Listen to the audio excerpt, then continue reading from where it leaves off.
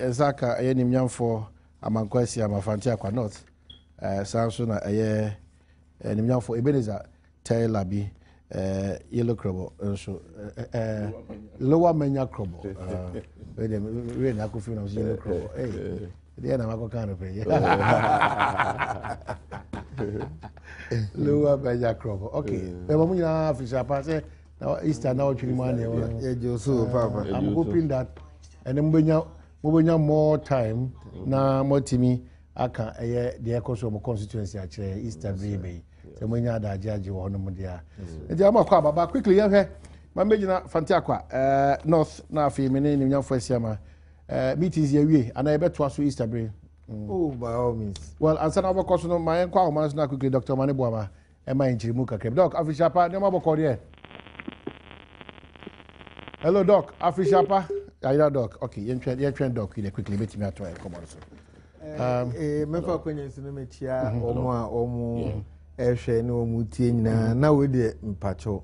Me for kwenye su ada ahoho mpimpim a eye na wotwe etwa mu ye wi omu beja amene abusuafo a eye me chairman a oye maami fobia o ka ne ba bi ne ka chi eni onuanum nyina efi abuchi bai na omomo ha nyina na ye kra maame no fefefe ekọ na sori eye ne ekọ na sori na yeye na yi ye da ahoho ni nyina se na se omuteme ni anope ya na aseda na mi gina abusuan na namu na mede ama omu nyina na edibi nso ama na JC kapa a o say ne bre na ono nso bae na obekwa ayi no ho ema ye fefefe ye betwa enkomo so bat ye nkwa amanso kila Dr. Mane Boama ye de nwie ye nkomo ya sa doc apom ti se bibia bokọ de na mi adom bokọ ye samu official pa Easter na na esima na senti ahobo na na egusu yi na no fiada if I'm correct and I wada we kosi senso na ne kabedi nkomo no ekodu bia kababusa se na AFDB hun sensem no de na obeka fa woka se ntempa no MPP for Titi Dr. Bawumia on sanko AFDB na onko ye hwehwem no musemu ye na wo de won kan hwe ene over the new crusading guide the name was AFDB government lied Bawumia vindicated ana krata bi so wahanum say ya and also o kenkan mo say trasem say application of sanctions arrears on bills due on 01 January 2015 yebeko krata na nkasa so but as of anopa ye ka say what is government's position on these matters arising out of the AFDB Bawumia saga? Patrol, let me say,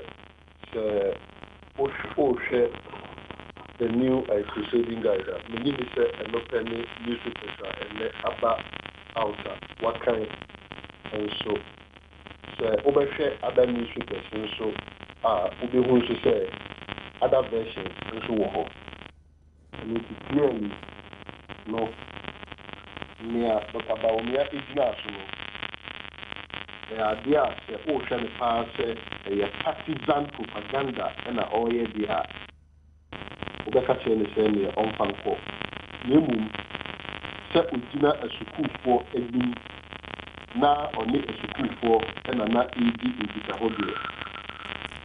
Yen she emma all missing for me a school for sa. Yes na aban yenye nia e wose yeye. And then eti na make us set make us say Ministry of Finance payment omuye at the core AFDB no it much these are payments started here the bank no swift details now in terms of January of January of 2015 BBC there towards the 21st payments are taking place. Indeed, it taking place 15th of January 2015. Now a no in Great Britain pound sterling. Indeed, it taking place still on the January 15, no, not a no in the currency US dollars. It be a key place in euro, not and also on January 2015.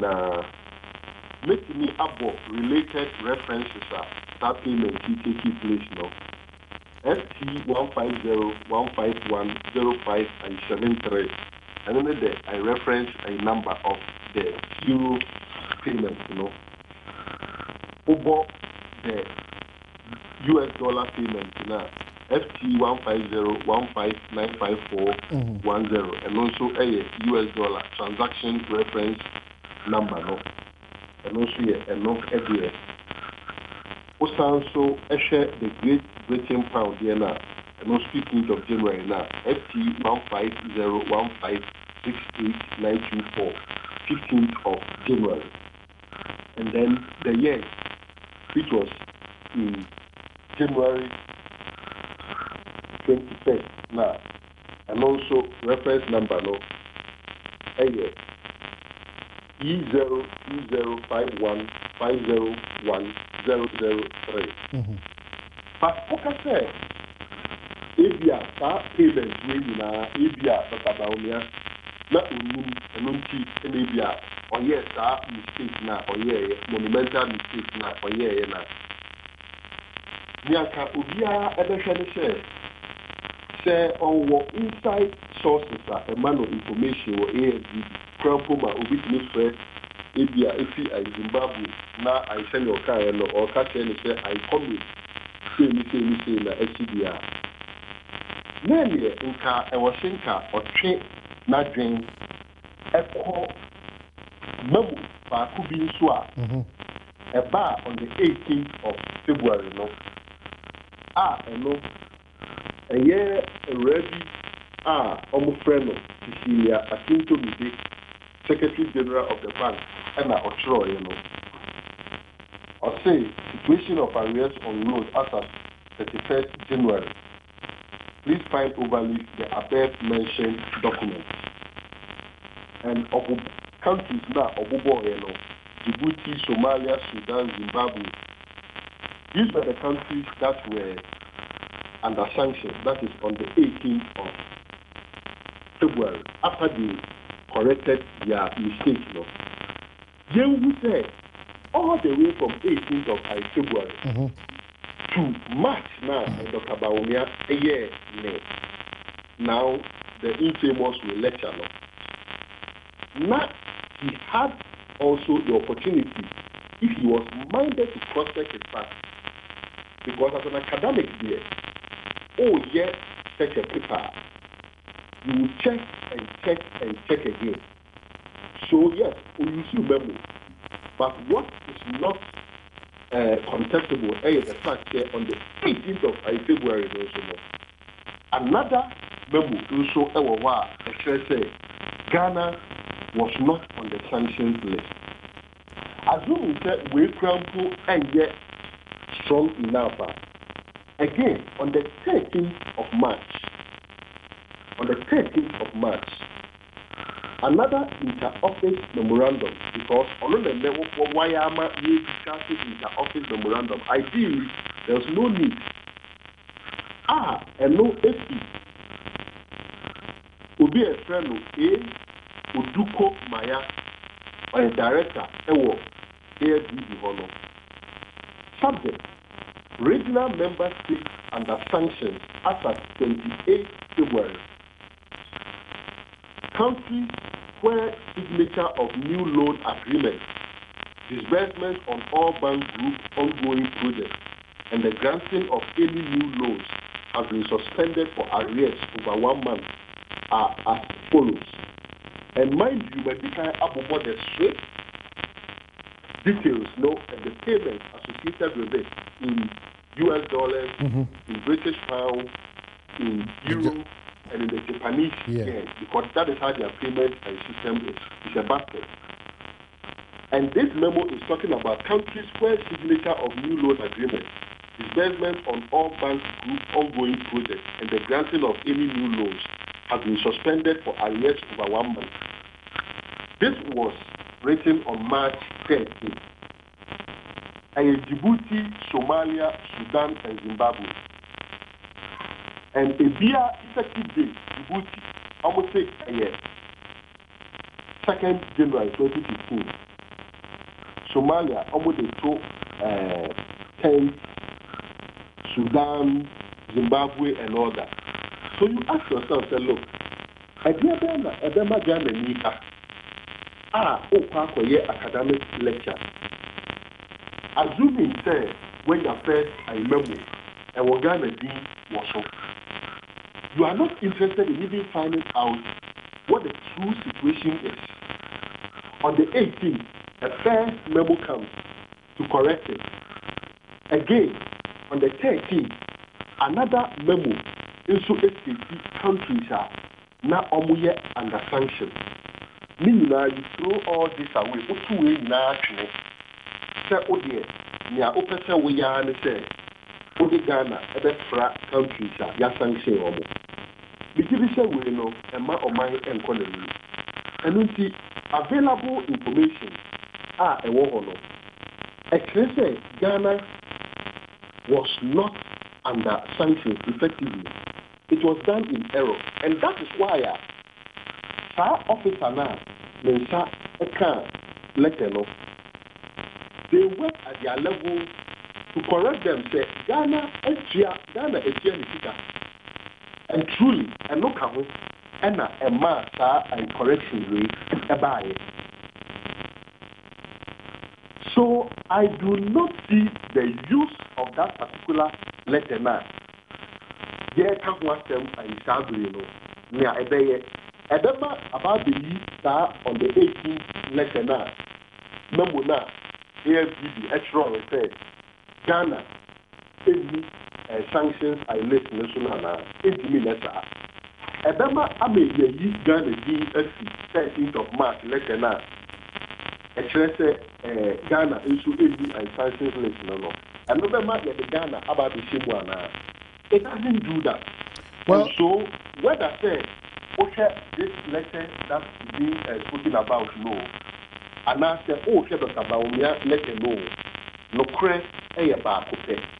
No creno any say AFG Nankata a correct and in the corrections no on the 18th correct. Also on the 13th of March, I corrections no. Material the period that Ghana a year payment no. Okay, Doc, ma Musa nyama be munibi na fe ye bring tiema onko. At what point in time Anana Ghana was on the verge of being blacklisted? If you have that knowledge, wait me. At what point in time? As of the time of Dr. Bawumia lectures, no, and I say before that, now we were just grinding to that halt where we'll be blacklisted. At what point in time? As of the time of Dr. Bawumia lecture, which was about 23rd or 24th of March, not Senya Mebobo payment, you know, January 15th, January 21st. And you're far away from Dr. Bawumia lecture now. About 34 days, over 800 hours. So, Dr. Bawumia cannot even hide under say, at the time now, we deliver a lecture now. Now, Ghana was at the verge of being a blacklisted. Makai, even March 13th, which is also about 11 days to his lecture. 11 days to his lecture. List now, what happened? 4 countries. Djibouti, Somalia, Sudan, Zimbabwe, Ghana, and Kaho. So if it 11 days to his lecture, Ghana was not on it. So he cannot even hide under say, hours and days before his lecture, no, Ghana was even on the sanction list. On the 18th of February, AFG did not correct it. You see, this is Opese Ubabeye Vice President, now your party Opese Ubabi or Manswa. Opre or Mine Yi. Send a bear also Yagopoya Adom na Obana Oba the Swaswa. A Jumano a bear mre a kakra amount. Now, so near Oboya, not a quack way say, dear Idi Crampono. Obum Pese Sika, you bring them to AFGB Bank. Crampoda Beya into Jumano, then Kabaka. Anka, a ya say a can and qua. Then a Ghana, I was sanctioning him. nanso nyankopɔn sabi yɛkasɛ nyame yɛ alatani Ghana only sanction list ya so and looking at my last week Thursday Krampono Parliament approve AFDB loan over to me and Parliament akasa and Parliament will confirm this.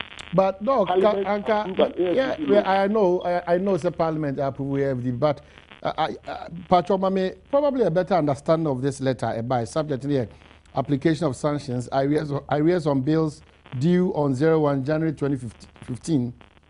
There's a portion that reads out, therefore, in accordance with the bank group policy on loan arrears recovery, we wish to inform you that sanctions have been imposed on 01 February 2015.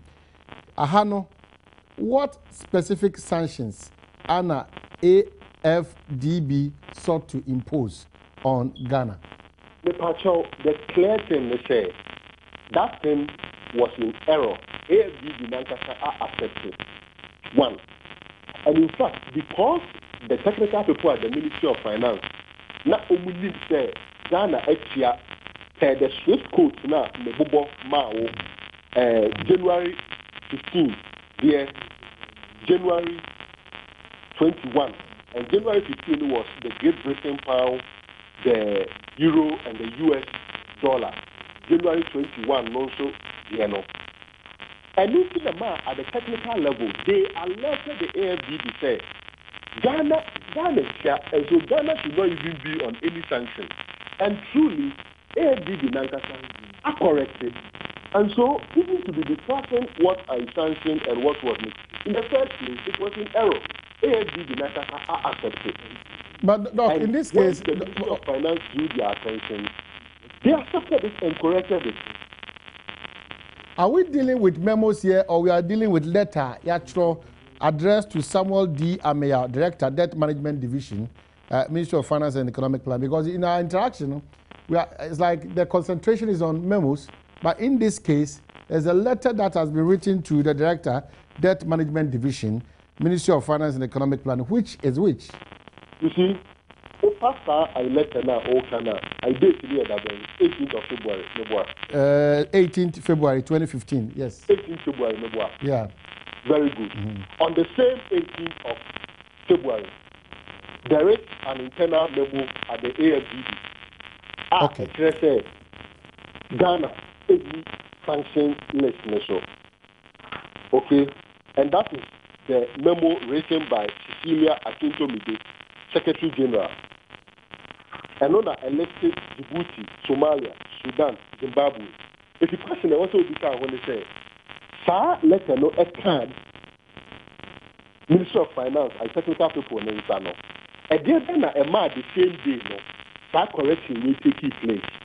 If the final answer no from the fact that AFDB did not about the cash, it was done in error, so they corrected it. Assuming that is not enough, March 13, another memo from Odukomaya, I say, countries are under sanctions, Djibouti, Somalia, Sudan, and Zimbabwe. Why on earth will anybody want to be sticking to the letter when subsequent events also are overriding way based on the action taken by the technical team of the Ministry of Finance? And also the evidence is that the SWIFT numbers, the payments now is taking place every 18th of February. Okay, apart from the academic deficiencies I will raise what I'm saying, the official position coming from government is that as of the time that Dr. Bawumia was at that lecture, Ghana, near blacklist here, Ghana, now she said that that's it, is that correct? All right, okay. So, Dr. Manibwama, Yabeda CP, Sebre Wum, so that's a week now. She bit imagine Trimu with TV, so Yabeda was it. But wouldn't Trimu by Yada CP, Dr. Manibwama said. Well, Minister Communications, Dr. Manibwama, Edward Manibwama, Edin Trimu about. They know, Trimuna, but these agencies, Ministry of Finance, AFDB, Government of Ghana, Dr. Mahmoud Bawumia. Ghana Statistical Service untimi nsa anwane ntombo bia because nipa omo kasa nyina so nyenipa just quite ordinary. I'm sure matters about memo, letters, miscommunication, misinformation, and all those. But finally, the dust will settle. Baby, na problem na kasa. But government's position is that as of the time government, Dr. Bawumia was delivering that, Dr. Bawumia was delivering that speech, na EKBN or na blacklist VN on in Tianwasem. No, but constituency asem. Yada say we there na share or Easter yana. And she say kakra oh Easter. Mekwa kudi wo krubia e freno Tromileveme. Okay. Na mene omo atonsa edidi na afi mahwe ekunafo nso ewo ahomahomasu ene aboso na masan akodotom na makohwe ekunafo nso ewo ho age omo ani kakra amoma omo. Okay. Inti sisi ade eno ne ade ewo potin ayeyo. All right. Oh. What do you say? Anyame Adom boko. I say usu nja ho say. O debi. Say oba we de mefa kwanya so na machia be consequence. Mpenyufo ahemfo ne ahima awomo ni nyina. The constituency executives. And Rami ni wo mhia ye review your programs, you know, for the Eastern, the ebeye and the atwam nyina ya hwe ba bia ye du poponso ye du. Na very soon ye ebeye your town hall meeting, now exhibition, yeah, exposed to the people, the public. Dear, yeah, we are going to account for our stewardship 2 years. Maybe MP or now Easter on the program in be busy or bon honomono Easter no very special because of I mean the people there. From the United United States of United States of Ghana. Okay. United States of Ghana. Everybody Obia. And usually in Eastern very very important. You know, you start the program, you be gala, you be picnic. And after that, no, you be share. There were about 15 Kifi clubs. You know, share. Organizing. All right. Me too, sir. From. Yes. Okay. So that's it. You try opening it back by Dr. Mahmoud Bawumia. And AFDB, and then matters arise, and we'll have that discussion. Yes, other issues. But don't forget, New Patriotic Party, affirmative decision, no, Nyoma Bibre, APP, free mobile. Yaba, and come over with Encobra. So, Yasai Abba, my uncle, so that lucky about for us, one other of my Jordan company fiada, Yadin Pesemu Ebro, one phone number is 0243201244 and 0277465855. Well, as I'm quickly in the Mumudian Retail, MPP, and now 3 more as a Mushia. Now, my Hessa, I didn't have the 2 Jaffa Ma, say, Bawumia, yet me show crown with me. I am manual some other businesses, you know. If I don't have an Koye, Ojiri says, Shemo Mukuche, over some from margin as I could say, Bianco, say the city. You go so to Atwadi, na Senior Okano. Adwene yeminu adwene baako ene de ba out edi kan ba out no senka ebetumi anka yemo ema no ho ban ba yenka se ema enye den en contest ema yenka se obi en contest omu ba ema mu en contest ema se de ebetumi abo ema numbers no ho ban na se ebi nso tumi san be ka ho biom se de omu biti ema na ema ba mu no Sibi nso etumi ebiti mma ne mmema san bam bi mu a na te so be add up to 16 na ye wo already no nanka emma no nso omo numbers no kosoro na emse e ba out no enipa bi yentumi nka se nipa dodo no a because ade no out of the 275 constituencies no and our party ni yesenka ye more 16 ho ban oh is even less than 1%. Inti enyadia anka eya de bone kra but omo so a omo asore tia no obi eni ho a wasori ati a waka say idea ni nye o papa obi an ka say idea ni nye but the omo kan say ade na aba mpofrim about 2 months to and I say 2 weeks to and 1 week to taking the form ebinumu aye underground work for a long period of time about 2 years and over you call parliament your system ni say da obedu parliament no ubelu so abanokra sa da no an obi so starting a campaign so inti otoso na form sa kakra sa no di wachi sa ma opisi kra o parliament e ma onfa nya adwuma de obeti an so we asore wa inti sa fo no na omo aye omo adwuma omo fele se omo betumi ayeden awene ema no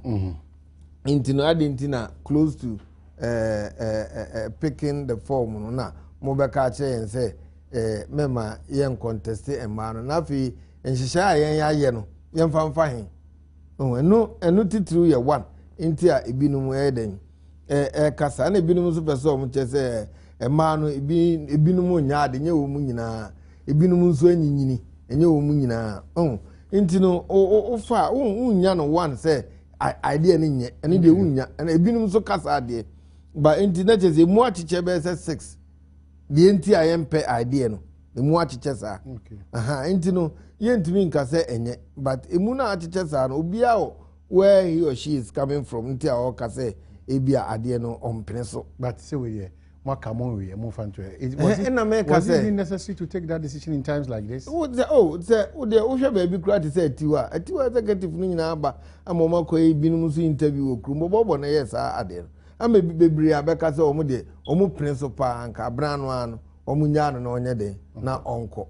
Obi by parliament by Papa 2 years.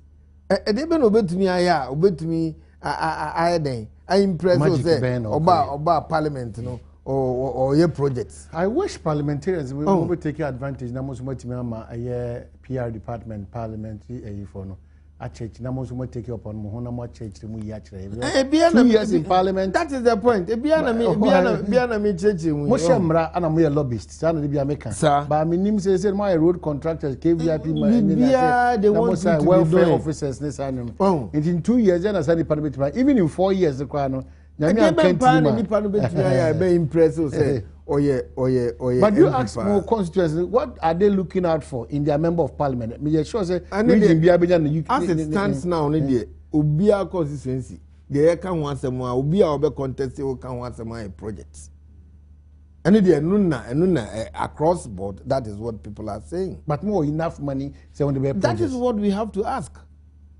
omo kura uti omo school fees no omo so kura omo kwa omo nka no omo dey show omo except a day am here meeting and obi ka che me say I see uti school fees uti ye hu ye and they had over 12 people and amongst the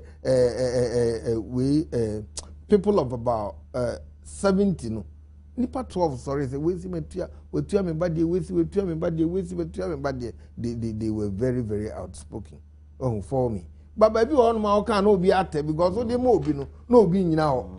On with the we now we now. That is the point. And project no so say no sikano project type of project we say road construction and I say 3-story building market and I had opportunity to speak to people say ekwanya mu by cars mu ye MP mu ye DC what does it ye nya kwan ye kan parliament abanzi skaba obekọ akoye ye ntumi feska common fund no 7% na meje no me ntumi fa nya kwan bia mani nye yi me ntumi fa nya kwan bia mani nye enne mate se bia so bi hia chance renovation kakra wa ha school bi 6 classroom block and there bia 1 year 2 year 3 years nyina na guso na wusi ufa so usi ni ya wo de hwe se enne nkwa wo ye 6 classroom block ni ceiling kekekra ne wiring sky be costo so ni amount 48,000 say fa ekosi ade no ebi so ekosi we beto computer wa 80 million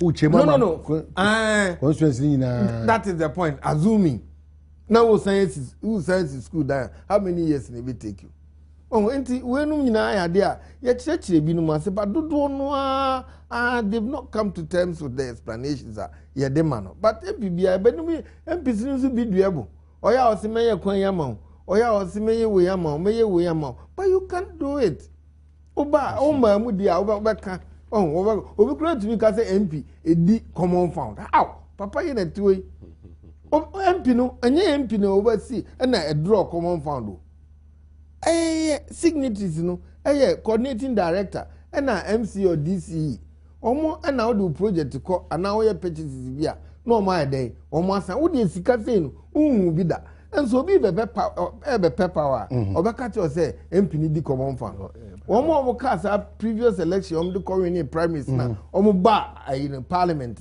omo si say na tie na say ade no unim kra ubu ani gu so na wo kasa MP di common fund MP be don obedi common fund enti ni ma we nu bi wo no ma say de wo kan e piero no wo say ono so tembia that is the point NCC phone so omo ye obi na maboncho say na okoy wasako fa isika dia kotoka eno no asese anu say me ade amenti ase kra hwe ka na yeto no papa ne tie yeti em say 27 or something and 3,400 yes yeti through o salary mu akasen now na uti am school fees that is the point because obi o kra salary no onya bi dia ya na nyankopon boa ne say banks no eno kra nya nyankopon mu abia ye greediness and I say inability to perform and I say obey bibi nti oba foforo na loan ba unhu bi da na wakoji bi ebi ana de akoto asase uni asase ebi nso project bi na de koto aso nti say e till loan e say bia 25,000 na say e till car 3,400 ni etu aka 7,000 na aka say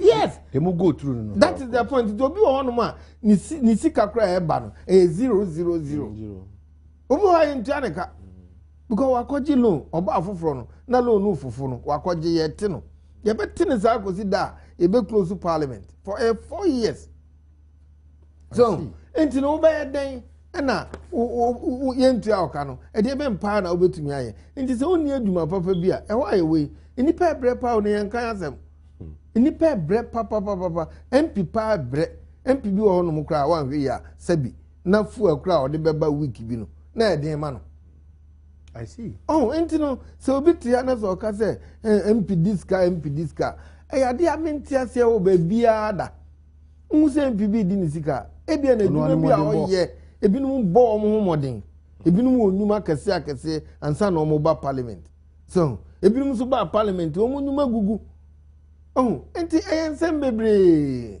enti emai de ba ide me de ni American ne say na ke ko transi biem Wednesday enye ne Wednesday omu nhwe na se omu betumi aye hu bi gwa ma no kra ebi ka se omu tu mema na ba nti wonu kra omu kra no yenya omu no msankutu emema no nye den ensan mra emema no so omu feel se ema no mo pese mo ma one time kakra no mo nko second term no na mo nhwe because obi eni ho no ma oni another chance na mo mra na party no nto party de ye democracy ne se yentumi nya firm decision and from protect bibi wo yan party no e be boa o man no a ene na ye koya na ye ba ebi no kra ka say yem maintain decision no because nipa na ye kasa no wo mo akra na e be benefit wo mo afenso no e ma no mo homoden na se mo be bio mema ye nyina ye boy homoden obi eni ho no ma ye contest obi a enti ni esre enye be bi nso ba party no ma o mi antu ya bo kakra na party aye pe power obi o no mkro no anum se o contest obe lusu enso wa ye dede fe ni pagu ka mo adwane di munye dede ade ne ya party za party na ya ha no Ghana na ya ha no amamu ya ko ya Ghana fu nyina o mu nyina hu se Ghana fu nyina kasa se amamu we nye no a na ye ne you know alternative you know ebetumi aye omani yi mo kasa se ya na se midima no ko chef sumam bibi san ko si a wo be de na obeba parliament o ba kura ni je be na obenya o mo tiwe se da o mo sire binum kura tumi ka chen se dia mu ye yenye mo ma party ni entumpon na mo mra power na ye metra na saa na obeka kaba me nyame kaba me ntwantro enye hwe owiase ono anim ono akasa nim woni tim se ebinim ka se ne amuye munyai na momra power na Ghana ntumpon ya beye de ebetumi aye de amaye I see. What the MPB are when this as some American ocean. Offer some boy. On all right, I did have been a I'm going to be catch on way now, and I was. I see. Oh, I'll tell you. I didn't know. Over her crown on one can mean one another day. Barbara, no, I can be anyway. MPP committee. Barbara, I can't. There's unim. Omo. Leader, former president, Kufo Ose, it's better that the party be power now obey messenger. So obey general secretary or opposition. Mesdames et messieurs, say quickly no, but say me draw more attention ko bibi so. E wo Bawumia versus no, because we are here. We will get to that discussion right now. After we know MPP, then I called Bawumia discussion. Okay, you me that's in the media too. Say, be here pa say Ghana. You be boy home wording say you be ma kwan. Na wo ba bibia mu enye politics nkwan. Enye se obeye MP nkwan na obetimi aye bibi adiama oman ana obeye role model diama what do you call it omanfo because MP you know politics no kra wan hwe ya enu mo kra betimi aba be kum sunsun ni bibi akra ma de ewo mu kra ntimi fa ma because hwe se na normal si corner mimi ji di se se yekodwin bibi hu se o ye be ma ema ebe ma omo opportunity and say ebe pe kwan a wo mu nso be bakan ewo politics mu eye but the American say ma yem hwe ho no nkwan yen start fifie me didi ebinim wo ho no up till now o baba ni be ma ofo say ohwe be ma no yen start ye no fifie yen start a lot of their traditional beliefs ni cultural practices ni no mo bi ayeye say oba de aduane no nua ana oba de apra na o say opra minua me no ye baako 7 ema 9 ni mema mienza ye growing up no wo ba fie ho no ma unim ba unim be ma unim ye che adwuma ni nyina ofie menua aduane ukodwom opra ukotu ball agu obia from A to Z entino me didi say ye decide no start fifia ebema say edu level baby aye do say no ni kan enkoye kana but yakoye say edu a level bi dia ye see ye ma no kwan but ye we fi say ye see wo mo kwan from the foundation the basics no you have already prevented them why see wo mo kwan e no wo kum wo sunsun da wo kum wo na Saturday me call eyi na me share me classmate bi me share me classmate oba time ye wo elementary school no ya ade pa na ya school fo ni member ni bi ni teacher fo ni bi na e ka say no ye say na ye test na say odi kan ana onya ha ma say no akwa ye si teacher ni no teacher ni pe no enti na odi man no ni ade ya ka sa no basa ewo abaya no ho e ma bedu so tabi oye mobo kra wo class no but I tell you say you be encourage man you encourage wo from the beginning tama wo mu ko school tama wo mu nyiba no you inculcate that thing into them na okodu ba bia ohun be ma no say extraordinary competitor bia obekwa afi no kwakọ patch say ye ma be ma no transit but obehu ni say wo mu nyina ye den eye pe bon anything no much as I subscribe to the fact say ye bibi at the top no me didn't say I say starting from what? The basics. Let us give them opportunity at all levels.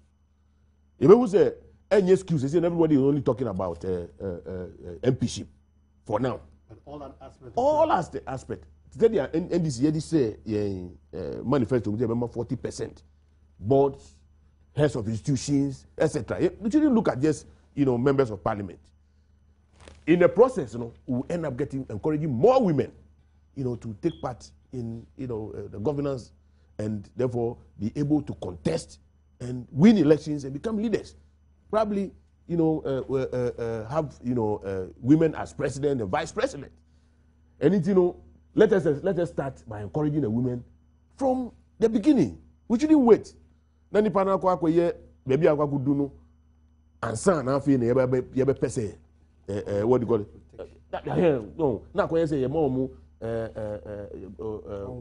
yeah, protection be and no ebe this hey beba look and inti and this chobo ni na e ba no and inti no munhwe ni yie na munko transi na tena mo ene matise wo msi wo mo go review. They should go back. They should go back. Yes, they should go back to the drawing board. Let us talk to the. I mean, omun kasa. Na what do you call it? Sorry, etiano. Omun chira omadwi. Na omudi propose anu banso chira omadwi na. Kwa ebe faswa.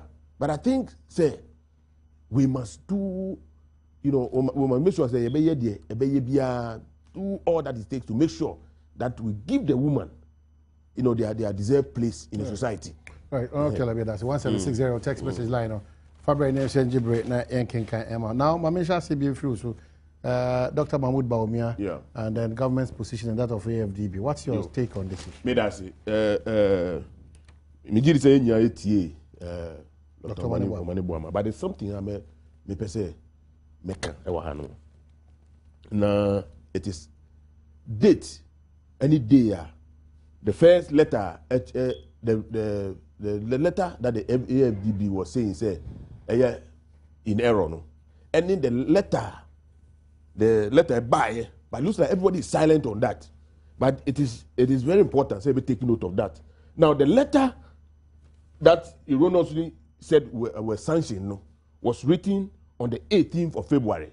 Now, the reference number, no, a long one, but the serial number here, 0155.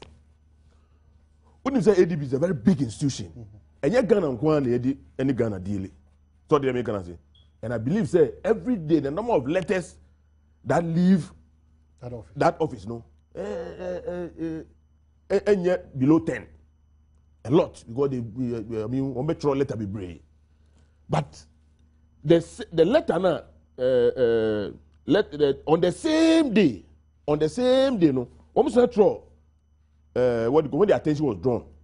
Almost metro letter to that effect said the woman can a mistake, it's in error. Now the reference number is the serial number no, is 0158. Ushe 155, new 158 now. What it tells you is say between the time I want to release a letter no, anytime I want to correction the buy no, just 3 letters. And 3 letters. It shows how sweetly I mean one responding to the issue no. But unfortunately no, because I don't know whether Ghanaians you know more MPP, I know Bawumia, he just want to paint Ghana black to reduce investor confidence, to create panic. So among for I don't really know what exactly he's about. But you're an academic. So do you blame this on Dr. Bawumia? I do, because Master, my child a mistake there.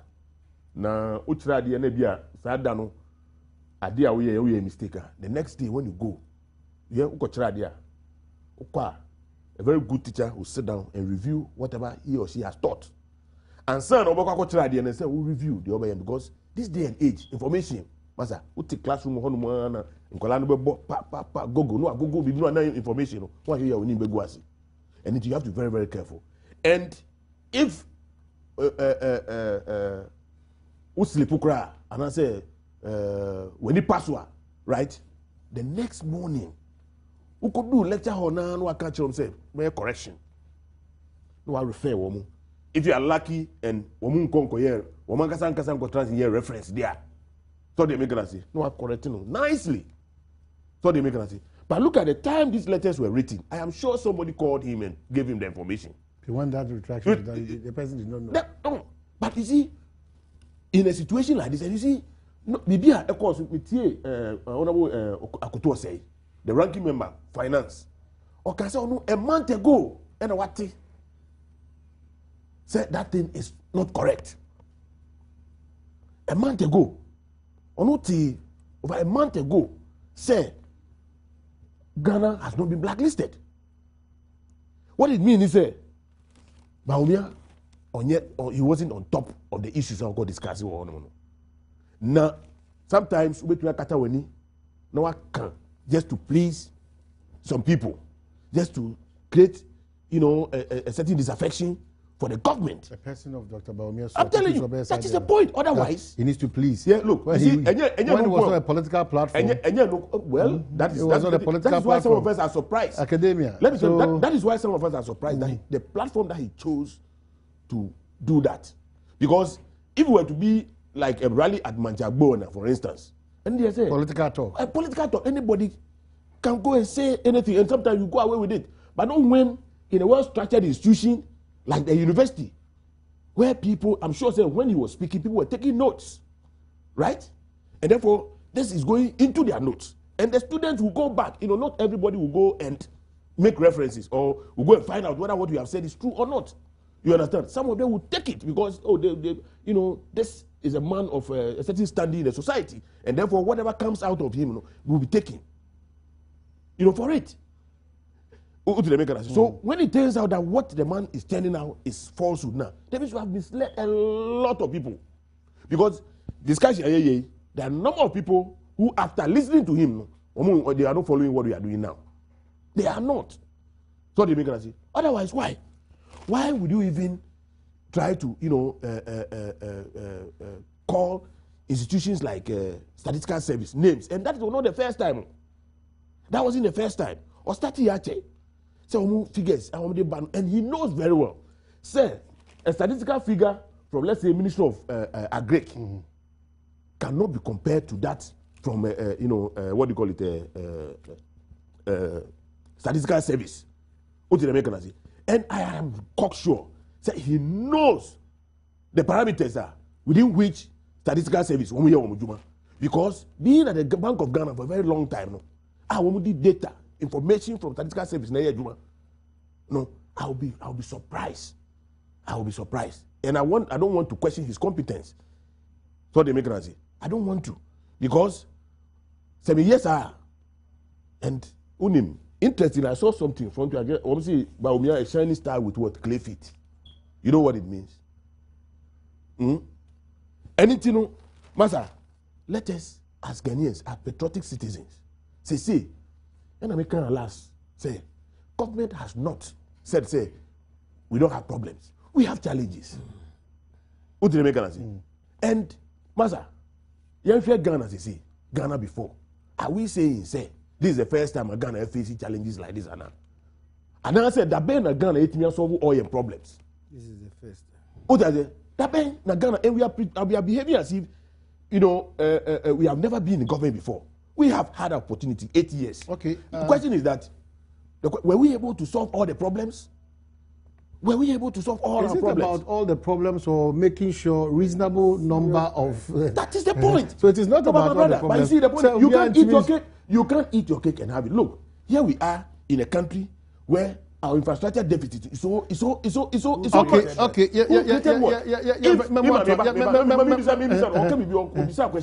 Look, sometimes I ask myself, the 8 years of MPP, when buy, I'm saying, roads, we man, buy, high. tractors. No. I am surprised. No. Because I wouldn't. Okay. I just answer the question. The young ones can ask that question. No. You see, my brother, sometimes you see, because of the question. I wouldn't. I'm helping you, but no, not but asking. And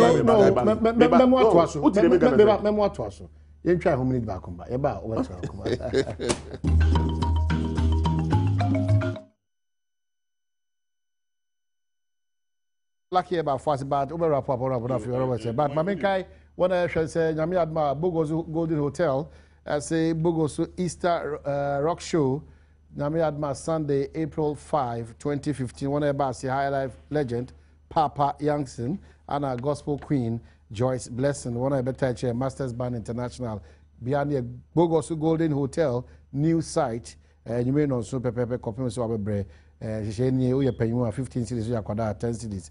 Aduane ene ensa dokodoko de abusu wo hoye pa na busua na emra na mombe sepe mo kwanso nkozo kra wo Bogoso Golden Hotel ana fe Bogoso Golden Restaurant aduane papa fi wono ana de dwumadi kese se ebre oh well uni wo hwe de ekoso ni nyina eke eyama eyemi say I would describe Dr. Bawumia as a very experienced physician and a doctor near why we drew a jumum pa obetumi aye proper diagnosis diagnosis uyare but say on per se ube transit no obe more wrong prescription onim say asimesi malaria ena ye no na malaria na ye no ehu aduro no se bi obe ma no chloroquine and say obe ma no anti malaria but because on pese nipa no tiase ninti no ana opese nipa ni wu ninti no o mema ni paracetamol kwa copy time nipa no eden obewu. That is the situation. All right. So they say, why am I saying that? Ni state no amafo o ka sema obehwe no. So they make na say nenso no obeka de ekoso ni nyina o metie amafo be fa but no I inject poison into the system because he wants to cause disaffection. I see. For yes, I'm telling you. Into the system. Oh, that's mischief on the part of the yes. And America no. Quick one, quick one. Unim, minu kasa about school fees. America school fees are MPs are here. Unim this weekend very something interesting happening. Me fie. Me call you know. Yeah, Monsieur. Monsieur, I'm in Crawford. It is a beautiful. Oh, Dr. Bawumia test. Oh, Dr. Bawumia test.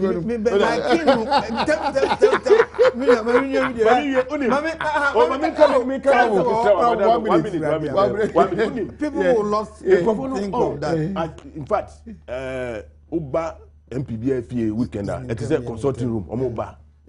Omoba we bad the school fees na me na ka oba ye no mama no better so tie oba ye no na me so school fees me keep records ba papa no better say ontimi hwe ne ba school na me can say nti wo be na me nim say wo ba be can say o me da wase the previous one o tua ma me no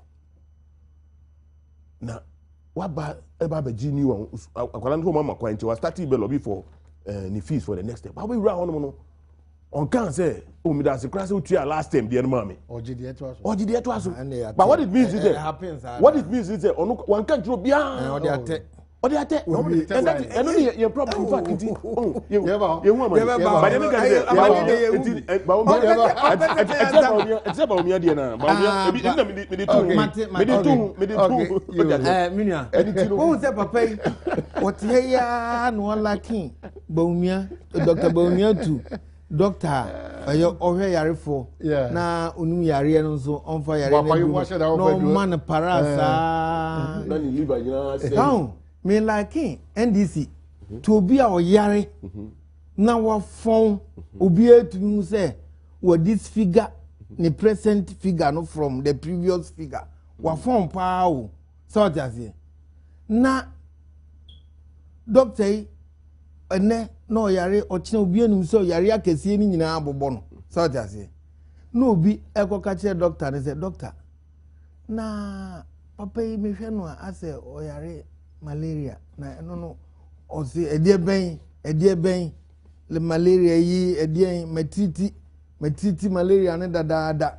nipa mu nso yare oyare no obi ehu se yare akase nyina oyare bia ofon a obewu usi da bi anu de ade na akọ kansa matiti sa yare ne dadaada ubuofu but say yare no yare o yare akase ni nyina akora oyare na kitikiti we obi ko kansa ase wenya malaria because ya ne ho do ne ade no eno na doctor no buafu ho the AFD bi the kitwa bi try is a lot no any service when the whole world globally no when I was say o catch Ghana government we say eni me ekoni nyina enkoyi statutory payments nyina mind to me ntua loan aban agia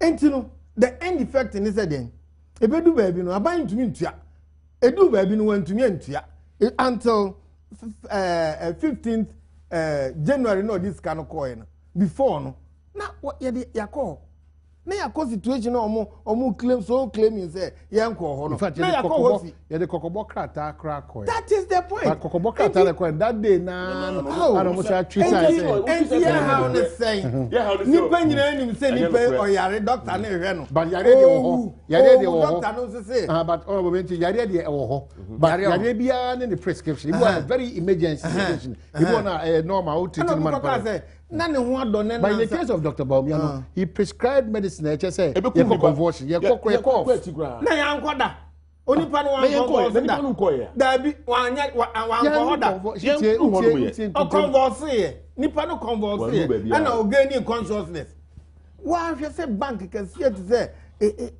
African Development Bank na omo be ka chen say inti countries bebrebe we Africa hey omo anya country bia anya mistake amfa no se Ghana nkwan no ye mistake fine ho a Nigeria ho Togo kra ho Burkina ho Cote d'Ivoire ho se West Africa mistake no mpeso omo ya omo ntumi anya se mistake ibi na Ghana me pacho wa wie wo die mi no kan no so ma wedre na me se mi anam kan ma wedre na wo fa waka mia na me kan me si ma wedre enye sa na wo no fa wo be waka omahin won akan o se waka na wa withdraw na ya ka say e ka withdraw na say ya ka go bia can be withdraw you can withdraw sir no especially in the area mo ye adwuma na very concise delicate area such when areas, the constituency are working on their own how can they make such unpardonable mistake?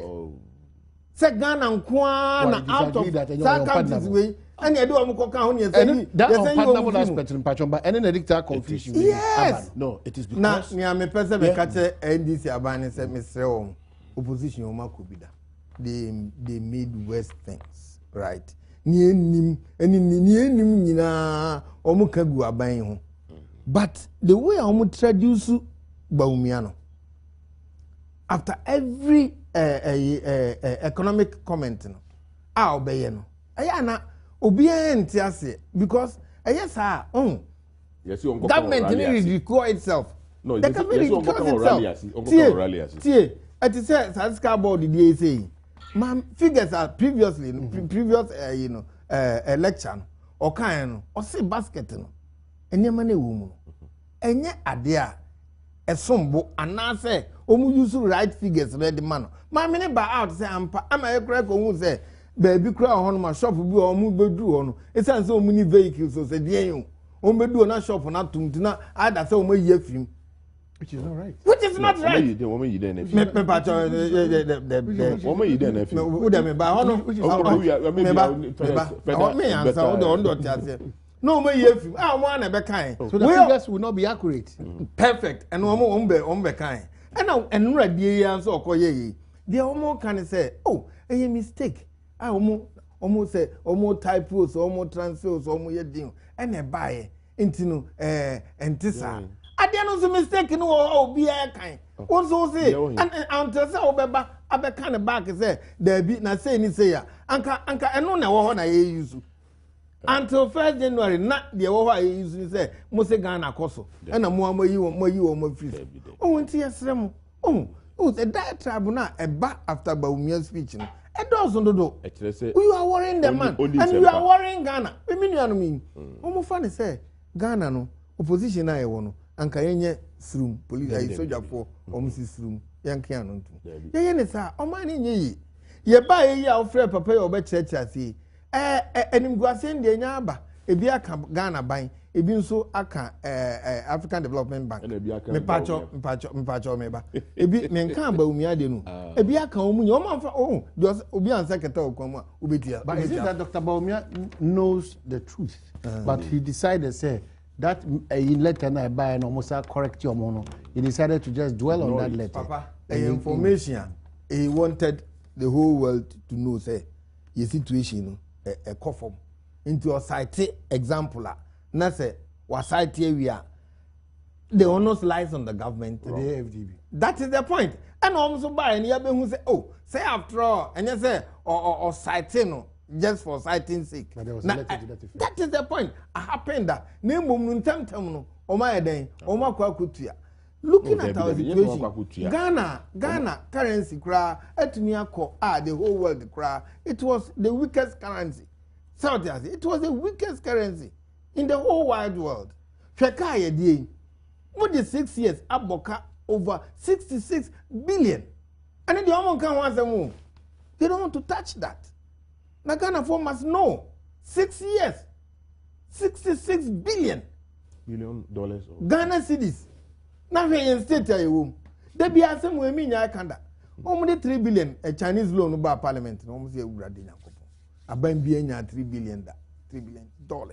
omo yinya akwaja loan ya mo ma power da because ye be railways ye be airport ye be fishing ports ye be roads ye be schools ye be way nema omo concatenate ye no na chese na Ghana paradise 3 billion no yansan kan mu half mafa ho aboka abobisia over 10 times the 1.5 no South Asia she said the Ghana tie okay enti assembly dey yebeka hwe ya mu ka say yes loan ye nhudi omo di loan ye oh ye ampa ye nhudi mu di loan ye ye nka say munji loan ye nka say mun fa nya adwuma na me like we ma ya ma nsuo 1 gallon 5 bottles in the room. Oh, my. Any amount 1 bottle. Say she and soon gum. What does it? Send can the papa more. Come she and soon go 1 bottle. Nanka 4 no the other day. Who do you see? And yes, sir. What you want a few 5 4 no face you. Send how the base you. Wait there. Almost she and so 5 bottles, 5 bottles in 1 bottle. Oh, that is the point. And then I cannot. And enough in so name shegu ye no ekohin in so na shegu na ekohin that is the point baby ekono purposely no ye the man say fagu bottle no nti the shegu that is the point when you careful enti ya bo besia no ni pay di sika no 21 million that is the point you can show for all the 5 bottles of water that you were given in the gallon. You will show one bottle. One bottle no na ka say. Enti projects na ye hu no. Enyama na wo ho no. Okay, but I'm sure. And commensurate. All right. Loans are ajeje no. I'm sure one-time lecture is better to illustrate diagrams than the way. The diagram no 2 months. What's the diagram? What's the diagram? I see. Enti sanity yanka so omo na adwuma. Omo ya adwuma ba nye enough. But omo be 5 bottles. Now one is empty. Now 5 gum bottle back. Ka se fagum wakata nse hwenso gum. Na what be hwia num ni nyina bottle back. No anya 1 bottle. Na nipa no momo dey. That is the point. What's saying so? But it's a serious analysis no. Well, yes, what's saying so no. So why would the NDC pour 4 bottles of water in 1 bottle? 66 billion Ghana cedis no. Adwuma nka wo say ye wo man mu no. Anka Ghana yet paradise. Too much leakage and I said. Dumso you kra no. Dumso you kra no. E buy. Inti nka 66 billion ni. Entumi fix dumso no. Ebi ntumi fix it. All right, so ebi ni asem no. Anka Rosie anka ntumi nye bi ma ye. Okay, so that is too much. All right, so DSP code the RDF commander Takwa they also hear that. So na Yako marketing and sales manager Bayport Financial Services Kwajo Kosa on another form ntianza ba ye china e otachiman Kwajo Kosa sales and marketing manager Bayport Yako na kokrama on nana ye. All right. Oh. Now this is pure itsemutimi de 5 minute papa in your parliament. Na de bia loan bia bebe bia no. Your finance committee. Yes. I want the title and I want the purpose of the loan. So they are say. Na woman the woman say woman can bibia abom. There are some of the loans are and some of the assets no you need government requires some counterpart funding. And it must come from internally generated sources. So they are making it. And since say Oka loans, pipeline loans, what could you do? Wouldn't say what counterpart? Who nya counterpart? No, no, what? Wait, now service fee. Now who negotiation? No, who nya counterpart? Me bow. Unim the ebano. Na say uko transi. Say government ko ji loan. Now uko jina baby. Ana uko jina dwem. Now say. CD no and sana ebedu December no na ye 10 CDs no bia dimrika no koto dollar no koto dollar no koto dollar na ebe den na revenue ebenya the revenue ali be say the ebenya anything no ba tie o mami come and say mami tie me la ka go no okay bibi na ye na me kan de bia say me nua no MPP for sometimes o hono ma me mo yen kan okre na me say ukura ho ofa can say the one fair. Can say the one fair. No, can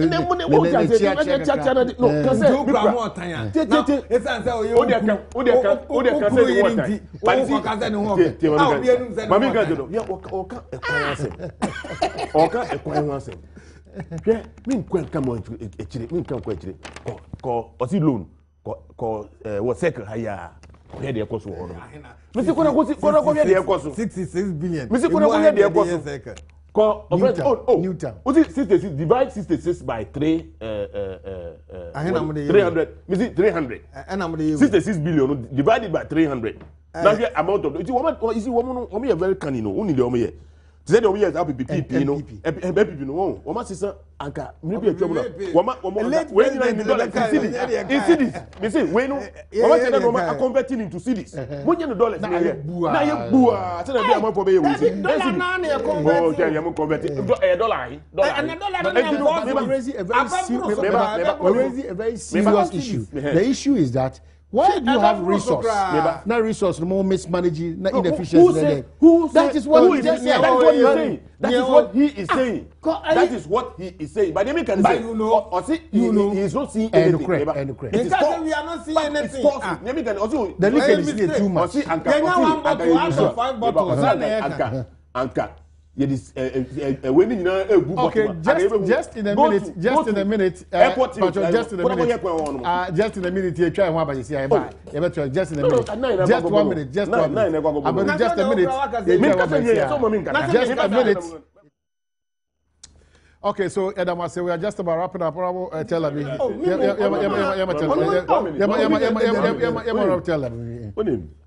The Emmanuel here wants to say, I know. And I go confirm that Bawumia so yeah. And to say no. T. What we say investors no.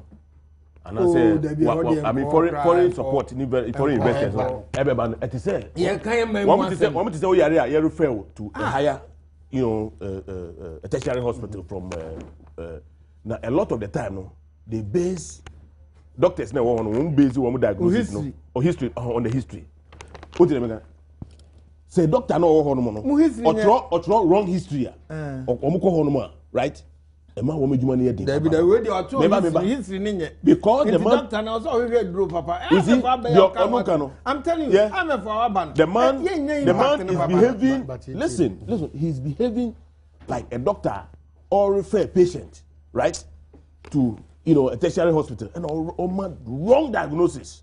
Though he knows, yes, that's a very wicked intent. That's a very wicked intent, and that's the kind of thing that he's sending out there. He's sending a lot of information out there just to ward off investors and people who really want to invest in this country. Why?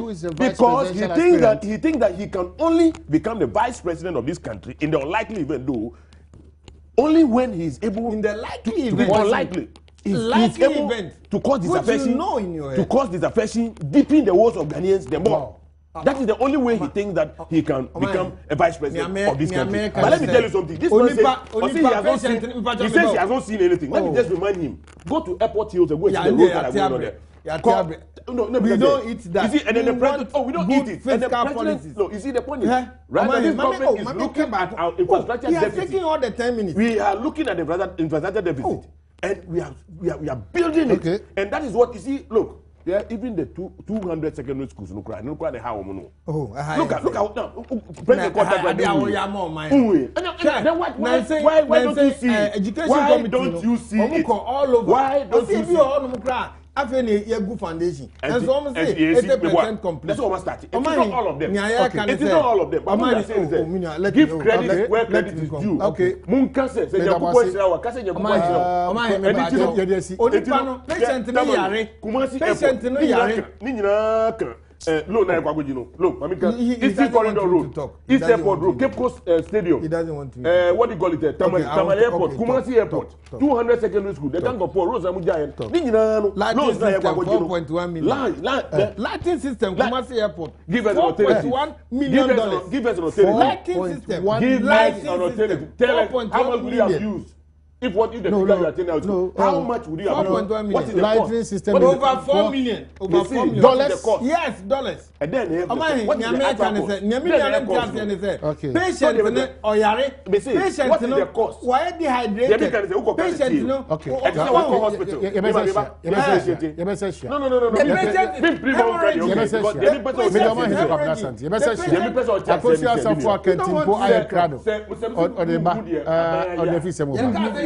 You will not see.